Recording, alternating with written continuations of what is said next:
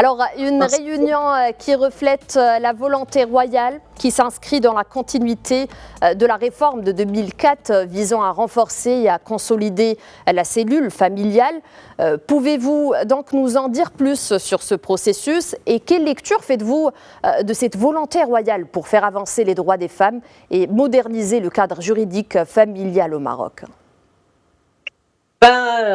On est très contente. C'est grâce à la sagesse de Sa Majesté qu'on va, comme d'habitude, d'ailleurs, comme en 2004, et maintenant après 20 ans, parce qu'en 2004 qu'on a voté pour le Code de la famille. Maintenant, en 2024, nous souhaitons vraiment, avant la sortie de 2024, d'avoir des choses qui vont améliorer la situation de la famille et de la femme, bien sûr. Alors, c'est cette sagesse royale qui a contribué dès le début pour avoir une commission qui a participé, qui a organisé des rencontres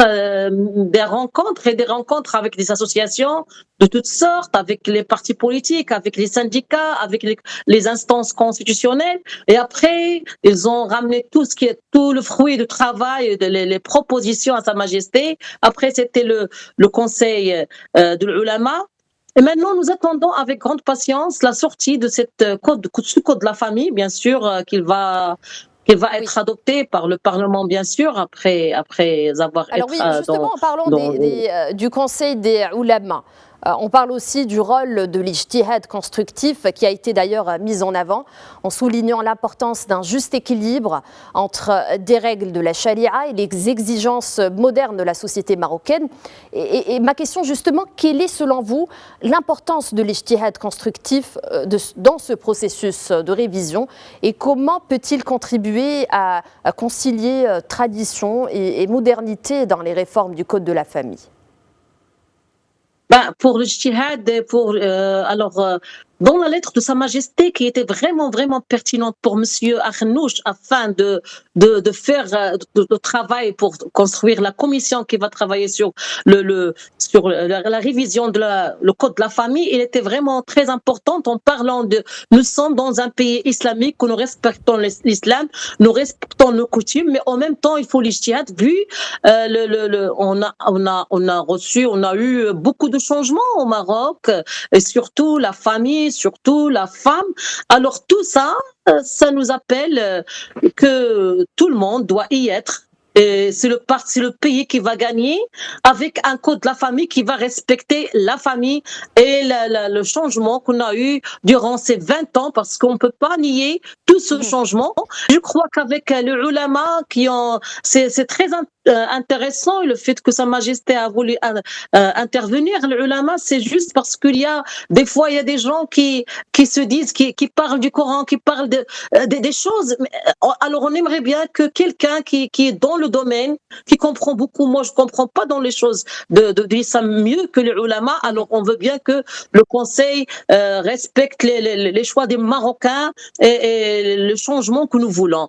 Alors que ce que nous souhaitons et ce que nous attendons avec grande patience, ce code de la famille qui va être pour 20 ans prochains ou bien 18 ans, alors peut-être on va parler de ça en 2040, en 2044, on ne sait pas.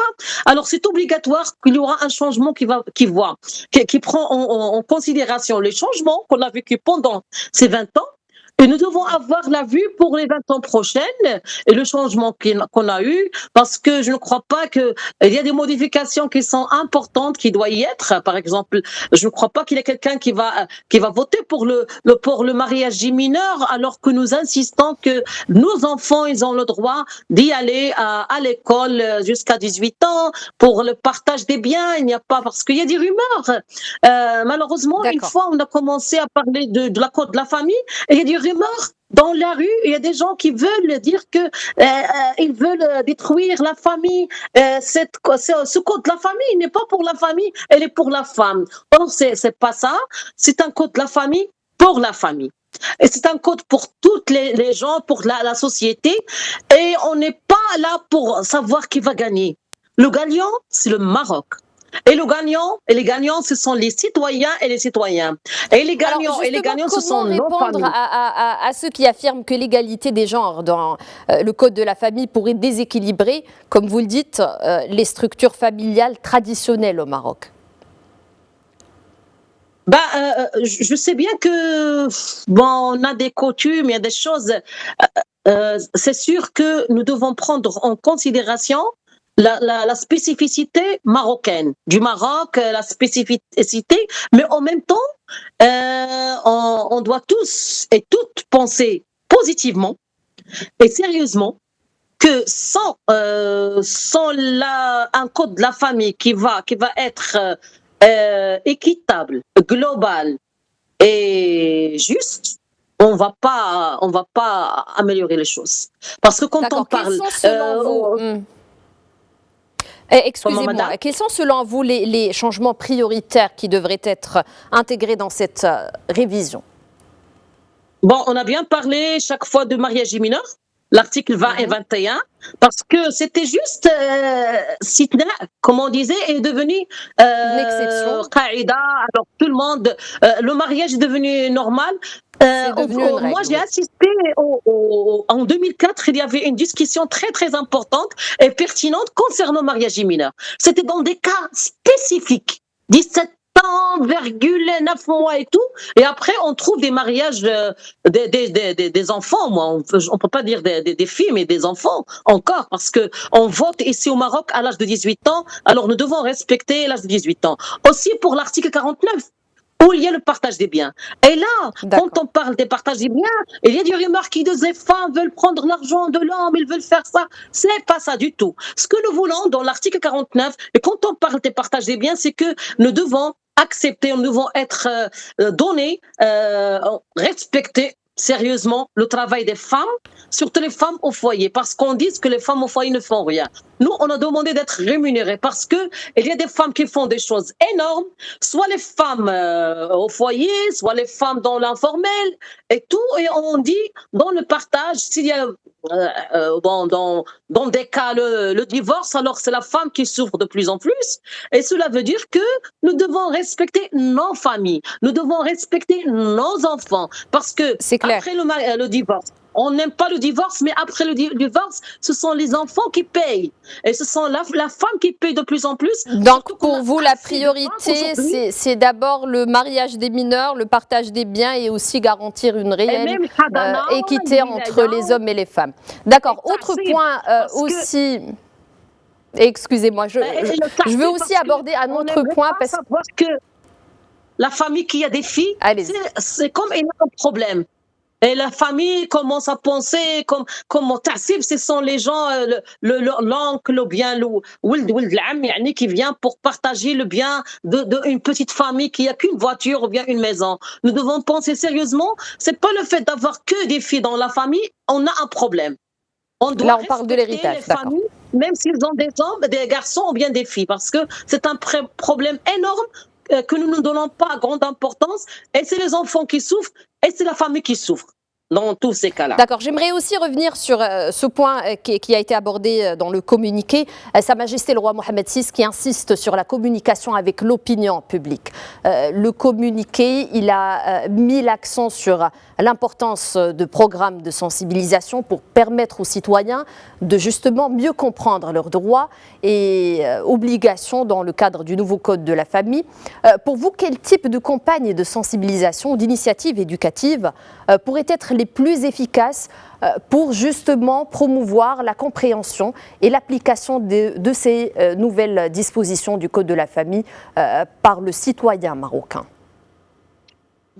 Comme d'habitude, on doit remercier beaucoup la sagesse de notre roi, Sa Majesté Mohamed VI. Elle a toujours pensé à toutes les failles. Parce que le grand problème, c'est la communication. Et le plus grand problème, ce sont les faux rumeurs. Parce qu'il y a des rumeurs qui ne laissent pas développer les choses. Ils disent, ah, la famille, c'est ruiné, les filles peuvent sortir à 4 heures du matin. Alors là, quand on parle de communication, c'est le plus important. Et surtout dans tout le Maroc, dans le rural, dans les villes, les petits patelins, dans les grandes villes et tout, parce qu'il y a des gens s'il n'y a pas une vraie communication, on ne pourra pas améliorer notre situation. On aura un code de la famille qui est révolutionnaire, qui va avec le changement qu'on a eu au Maroc.